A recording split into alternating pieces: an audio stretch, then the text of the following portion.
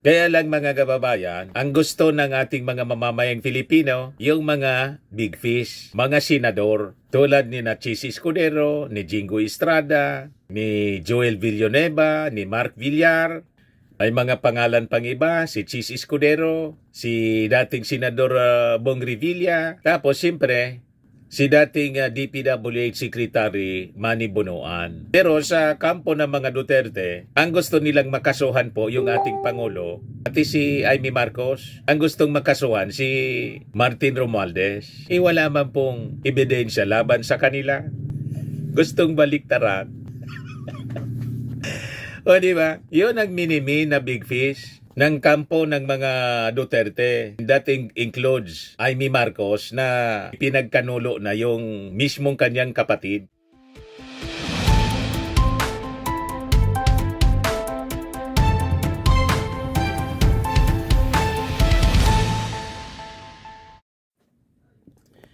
Hello po mga kababayan, si Dante Maravillas. Si Senator Amy Marcos nagpakalat po ng haka-haka at fake news. Ito yung pinakalat ni Amy Marcos kahapon. Nang sabi niya, si Senator Jingo Estrada, Joel Villanueva, dating Senador Bong Revilla at ilang mga kongresista kakasuhan na daw sa January 15 in relation po dito sa flood control scandal. Ito yung sabi ni Amy Marcos. Yung sabi ni Amy Marcos, other than yung mga senador na binanggit niya, kasama daw sa mga makakasuhan yung mga congressman na si WS Party List Representative Edwin Garjula na frinis na yung mga assets ng AMLAC, Benguet Representative Eric Yap, at kapatid nitong si ACT-CIS Representative Edvic Yap. Sabi ni Amy, nabalitaan din daw niya na sa February 1, bubuwagin na daw kasi yung Independent Commission on Infrastructure or ICI na siyang nag-iimbestiga sa maanumalyang flood control projects. Sabi ni Amy, wala na anyang ICI, kung sa bagay, nag-resign na ang lahat ng members. Pero wala pang maliwanag, lumagpas na ang due date, December 15. May matcha-charge na. Lumampas na rin ang Pasko. Lumampas na yung New Year. And 3 Kings wala pa rin. Di ko alam kung saan ito patungo, sabi ni Amy Marcos. Ayon sa kanya, inihandaan niya ang mga kaso sa iba pang mga senador kahit na walang direktang ebidensya laban sa kanila. Hindi natin maintindihan ang sistema ngayon kasi bigla na lang, sinubpay na, biglang nauna ang warrant. Di ko alam, pero ang alam ko, pinagmamalaki na kompleto na raw ang ebidensya at pwede nang i-file. Wala din anyang direktang ebidensya na mag-ugnay kina Senador Chis Escudero, dating Senador Nancy Binay, dating Senador Grace Poe, at kay Senador Mark Villar. Pagtatanong ni Amy, bakit naman ganito lahat ng senador? Akala ko yung flood control ang pinagmulan doon sa Kongreso, Speaker's Office, sa small bycam. Bakit napunta sa Senado? Sobrang diversion na to.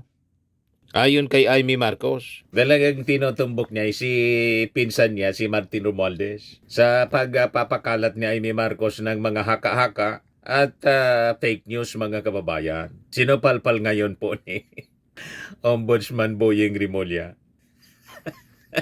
Talaga po ito mga kakampi ni Digong, ni Sara, mahilig magpakalat ng fake news. Sabi ni Boyeng, buti siya alam niya. Ako, di ko alam yun. Sabi ni Boyeng, buti pa niya alam ni Amy Marcos na sasampa na ng kaso yung mga senador at congressmen by January 15. Pero ako hindi ko alam.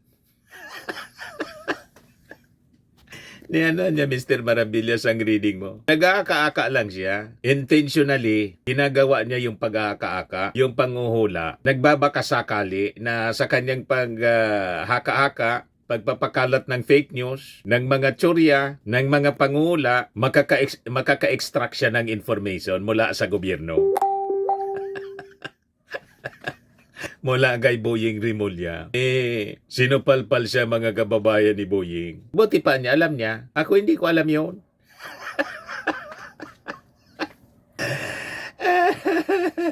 Sabi ni Boying, iwan ko lang kung saan nanggagaling yun. Basta tuloy-tuloy lang ang trabaho.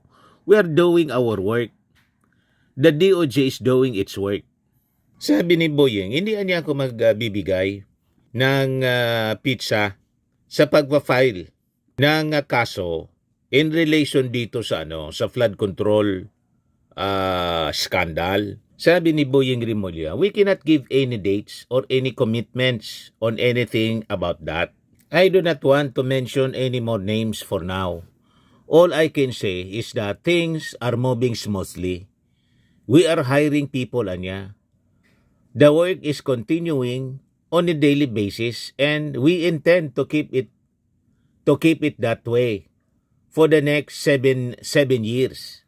We are doing our work. The DOJ is doing its work. Kaya sabi po ni Rimulya na mas makakabutian niya kung hindi tayo magme-mention ng mga dates. Ang aming commitment niya, makikita ninyo kami everyday working to make sure that justice is obtained by the Filipino people. Walang duda yon. We have to observe due process. The law mandates that you cannot step on the rights of the people. That's what under our constitution. The accused also have rights. Yan mga kababayan yung paglilinaw ni Rimulya. Kasi di ba, yung ating Pangulong Bongbong Marcos kasi excited. Maintindihan naman natin kung bakit ganon yung ating Pangulo. Ang gusto niya kasi mabilis na mag-aksyon. So, he is imposing pressure sa mga agencies ng ating gobyerno tulad po ng Office of the Ombudsman, ng Department of Justice. So normal yun yan sa ating Pangulong Bongbong Marcos na i-pressure niya. Kasi di ba, pag hindi naman po nag-impose yung ating Pangulong Bongbong Marcos, sasabihin, bakit niya ang tagal? Yan ang tao eh. Hindi makontento. Kahit sa totoo lang po, marami na yung nakasuhan. Yan ang sabi dito, so far the Ombudsman under Rimulya's tenure has filed 2 batches of flood control related cases. The malversation in graft charges filed against former Ako Bicol Party List Representative Saldico and 16 others with the Sandigan Bayan over the 289 million substandard road dike project in Oriental Mindoro and the malversation in graft charges filed against contractor Sara Diskaya, among others, with the Digos City, Davao del Sur Regional Trial Court over the 96.5 million ghost flood control project sa Davao Occidental. Kaya lang mga kababayan, ang gusto ng ating mga mamamayang Filipino, yung mga big fish, mga senador, tulad ni Chis Escudero, ni Jingo Estrada, ni Joel Villanueva, ni Mark Villar. May mga pangalan pang iba, si Chis Escudero, si dating Senador Bong Revilla, tapos siyempre, si dating DPWH Secretary Manny Bonoan. Pero sa kampo ng mga Duterte, ang gusto nilang makasuhan po yung ating Pangulo, pati si Amy Marcos, ang gustong makasuhan si Martin Romualdez. Wala man pong ebidensya laban sa kanila. Gustong baliktaran. O diba? Yun ang minimi na big fish ng kampo ng mga Duterte. Dating includes Amy Marcos na pinagkanulo na yung mismong kanyang kapatid. Nasabi ng mga analyst tulad ni Attorney Jesus Falsis, nag-ambisyon na niya si Amy Marcos siguro na gawing vice presidente siya ni Sara Duterte, pero malaboan niya kasi siyempre niya mag-iingat din yung mga Duterte. At dapat niya talaga mag-ingat si Sara Duterte kay Amy Marcos kasi kung kaya niya niyang ipagkanulo yung kanyang kapatid, yung ating Pangulong Bongbong Marcos, ano't hindi niya kayang ipagkanulo yung kanyang kaibigan na si Sara Duterte? May punto. Di ba po? Tama si Atty. Jesus Falsis. Kaya nga ni Amy Marcos pagkanulo yung sariling kapatid, si Sara pa. Dahil sa politika mga kababayan. O ito si Amy Marcos, in-interview ng ANC. Lalo pang in-intensify niya yung paninira sa kanyang kapatid na si President Bongbong Marcos. Pakinggan ninyo. Ginagamit dito ng mga DDS influencers, propagandist, pati ni Malo Tikia. Ayan yung post ni Malo Tikia, listen to Manang. Ito. Pakinggan natin yung post ni Malo Tikia. Ito po. National security issue na kapag napakataas na opisyal ang may tama. Firstly, my concern as the manang, the older sister, a drug addiction is a very, very serious affliction and a long-standing one can erode all kinds of faculties. So it's most important that we get over it. National security issue na kapag napakataas na opisyal ang may tama. Nakaka-nervous na. Kaya obligado na rin ako bilang Pilipino, bilang senador na magsalita. Kung may kinalaman to sa 2028, alam naman ninyo ang kaalyado namin. No? Barkada ko naman talaga, kaibigan ko si VP Sara. Nag-aalinlangan yun na tumakbo. Nakikita naman natin, everyone's talking about her. Pinagkanulo niya sarili niyang kapatid. She's not even organizing. She's more concerned with her father in The Hague. So tama po si Atty. Falsis. Kung kaya ipagkanulo ni Amy Marcos si President Bongbong Marcos na kapatid niya, ano't hindi kaya ipagkanulo si Sara? Kaya malamang hindi man siya kunin ni Sara as Vice President. Ang tinutulak po na maging Vice Presidente in case na tumakbo si Sara Duterte at hindi ma-impeach si Rodante Marcoleta. Pag ganyan po ang mangyari, iyak ng todo nito si Amy Marcos.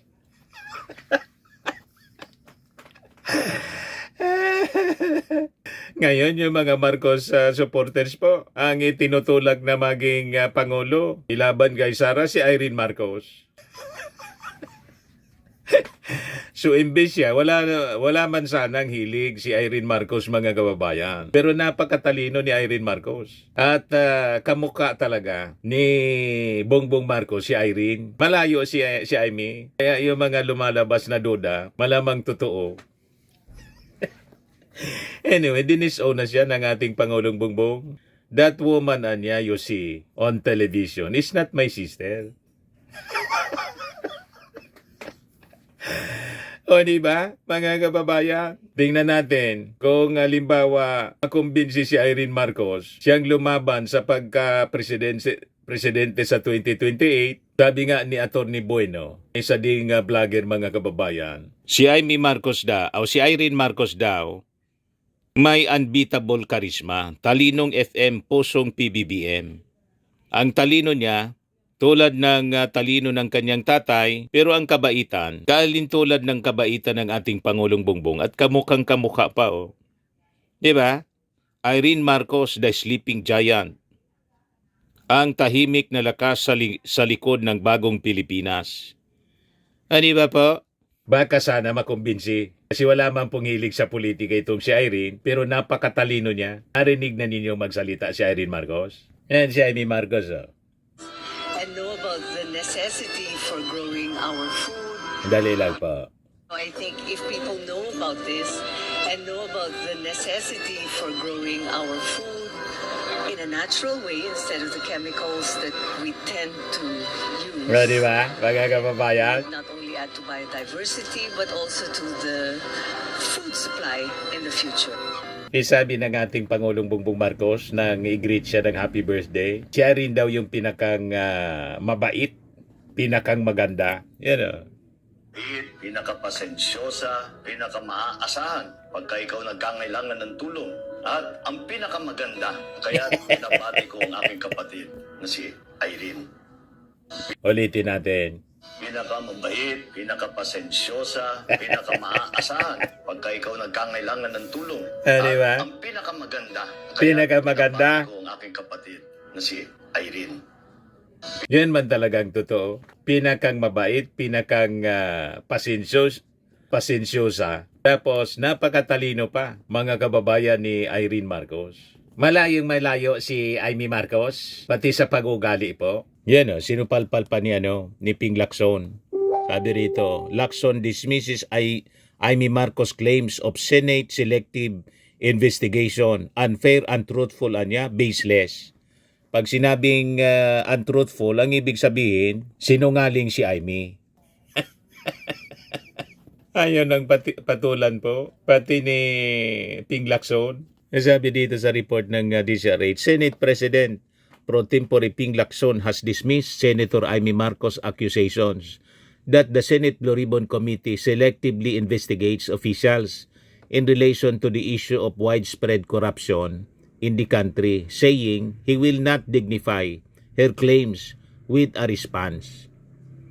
Out of respect niya for all the senators of the 20th Congress and the hardworking staff of the Blue Ribbon Committee, I choose not to dignify Senator Marcos' unfair at untruthful and baseless accusation. Kahapon kasi mga kababayan, sabi ni Amy Marcos, inakusa niya yung Committee of Avoiding the Investigation of her cousin, former Speaker Martin Romualdez, and other Malacanang officials allegedly involved in the flood control scam, while also alleging pressuring senators so they could be the ones sued. Marcos also indicated that on January 15 anya, legal complaints would be filed against Senators Jinggoy Estrada, Joel Villanueva, former Senator Bunga Revilla Jr., Benguet Representative Eric Yap, and CWS Party List Representative Edwin Garjola. Meanwhile, sabi rito, Senate President Tito Sen firmly denied Marcos' allegations, stating that no senator is barred from asking questions anya during the Blue Ribbon hearings.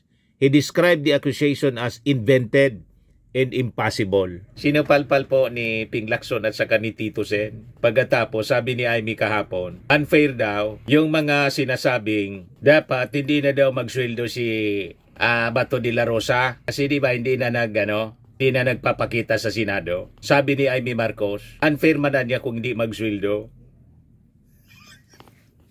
Kasi daw si Bato de la Rosa, mga kababayan, yan ang sabi ni Amy, nagtatrabaho pa niya. De la Rosa is still working despite absence in Senate. Paano mo nasabi na nagtatrabaho pa si Bato de la Rosa kahit hindi na nagpapakita sa Senado? Na kayo mismo yung nagsabi na tinext ninyo si Bato de la Rosa pero hindi na sumasagot. Kasi baka daw matrace. Sabi ni Amy Marcos, kung may warrant of arrest niya kayong hawak, ilabas na ninyo kasi. Di ba po sinabi na ni DILG Secretary Jumbic Rimolya na wala pa man po yung nakita ni Boyeng Rimolya, digital copy. Ito kasi si Boyeng, sinabi pang nakita daw niya talaga, may digital copy. Ayan tuloy, hindi na nagpapakita. Kahit yung ICC nagsabi, wala pa man na niya. Hindi na nagpapakita si Bato de la Rosa. Ngayon, may pressure na po. Mula kay Senator Sherwin Gatchalian nagsalita kanina. Yan sabi ni Senator Sherwin Gatchalian. Mag-report ka na niya, magpakita ka na sa Senado para magtrabaho. Nanawagan si Senator Sherwin Gatchalian kay Senator Bato de la Rosa na magpakita na sa Senado para gampanan ang kanyang mga tungkulin bilang mambabatas. Sabi ni Sherwin Gatchalian, I tried to call him many times. Cannot be reached yung phone. Sabi ni Gatchalian, I would ask the staff. Meron kasi siyang chief of staff. And then, mag-smile lang yung chief of staff niya sa akin. His opinion matters to me. Hopefully, he will come to the Senate. Di ba, mga kababayan? Ngayon, nag-post si dating Senator Trillanes. Kasi sabi ni Trillanes, pag June niya hindi pa mag-report si Bato, magpa-file ako ng ethics complaint para matanggal siya sa Senado for dereliction of duty. Tapos kanina nag-post po si Trillanes ng isang interview kay Bato de la Rosa. Tinatanong ng isang reporter si Bato de la Rosa kung ano ang masasabi niya doon sa mga tumatakas. Ano ba niya ang ibig sabihin pag tumakas, guilty? Sabi ni Bato de la Rosa, O anya, guilty. Flight means guilt. Ito, pinost ni Trillanes. Flight means guilt? Ganun ba yun? Kayo ba, sir? Oo, kasi kung innocent ka, you have to fight for your innocence before anybody, any particular investigating agency. Eh, harapin mo. Di mo maiwasan mag-issue ng tao na bakit ka umalis, bakit ka lumayas, may kasalanan ka ba? Flight means guilt? Ganun ba yun? Kayo ba, sir? Oo, kasi I think yung kay Saldi ko to, you have to yung fight issue for rito. your innocence before anybody, any particular investigating agency. Eh, Adi, di mo maiwasan inamin mag-issue ng niya tao na pag bakit ka nagtago, umalis, tumakas, bakit ka lumayas, guilty. may kasalanan ka ba? Ah. Flight means guilt? Ganun ba yun? Kayo ba, sir? Oo, kasi kung innocent ka, you have to fight for your innocence before anybody, any particular investigating agency. Eh, harapin mo. Di mo maiwasan mag-issue ng tao na bakit ka umalis, bakit ka lumayas, may kasalanan ka ba? Nilaglag ni Bato yung sarili niya. Idiniin niya, mga kababayan yung sarili niya. Flight means guilt niya. O niya. Kasi pag wala kang kasalanan, dapat i-defend mo niya to any agency. Yun ang ginawa niya. Nagtago, di ibig sabihin, guilty siya. Base mismo sa kanyang, sa kanyang mga salita, sa kanyang pananaw, o sa kanyang isip, mga kababayan, guilty siya. You see? Ayan man lang po, mga kababayan. Ako po si Dante Maravillas. Bye-bye. God bless.